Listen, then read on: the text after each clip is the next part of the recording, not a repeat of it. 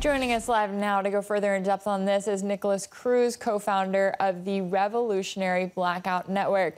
Nicholas, it's great to have you on the program today. Now, the head of the United Nations has called for armed action in Haiti, warning residents face a nightmarish situation. The U.S. Secretary of State said Washington would help the government quell the riots.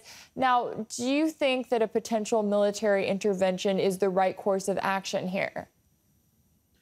Absolutely not. U.S. intervention and U.S. imperialism is what led to the crisis that we are seeing in Haiti. The same thing with Venezuela.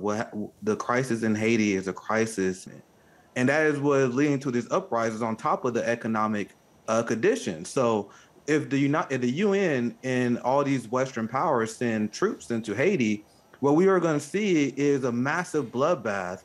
And anyone who actually cares about the quality of life in the Haitian people will not advocate for such a thing. Yeah, that's a great point, and all too often the media does leave out the surrounding context. Now, the Haitian Prime Minister's calls for international help did spark an angry response from protesters who described it as a call for a foreign occupation. Why do these protesters seem to be so against the presence of foreign forces? And is this just a case where these people have lived through so much intervention already that they know where it leads going forward?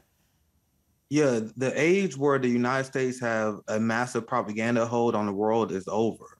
You see a lot of Haitians that grew up living the results of the 1994 coup that the United States supported, the 2004 coup that the United States supported as well. So after seeing the United States constantly get involved, one of the main things that Haitians are asking for is the West to get out of their business.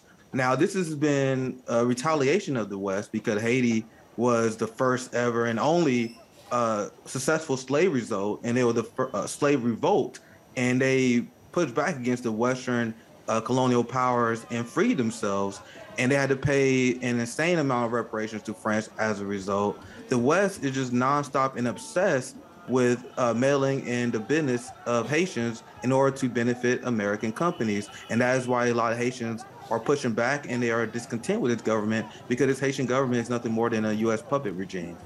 Now, speaking of that intervention, I mean, the U.S. may not have boots on the ground, but it has deployed a Coast Guard cutter to patrol the Haitian coast, and it's also delivered extra equipment to the Haitian police, including armored vehicles. So what do you think is the United States' motive behind these actions? The United States, they pretend to support uprising against authoritarian regimes. You see them cheer on the uprisings in Hong Kong. They cheer on uprisings in Venezuela. You see them cheering for uprisings in Russia. And you got all these countries that the United States, also in Cuba as well. You see all these countries that the United States pretend to support the people who want to be free from authoritarianism. But now you have a real movement of Haitians that want to implement their self-determination. And the United States is trying to get involved in the media, and the Western power has been claiming that they want to fight gangs.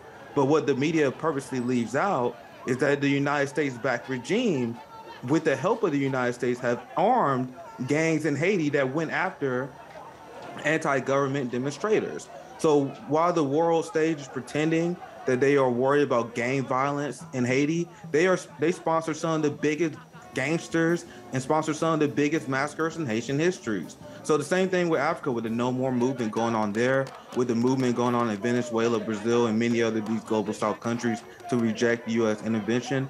It just comes for people having the knowledge of what the result of that would be. So if the United States continue to get involved and push for intervention in Haiti, once again, that's going to lead to a massive humanitarian crisis. Things are going to continue to follow this all too important story. Nicholas Cruz, co-founder of the Revolutionary Blackout Network, thank you so much for your time and insight.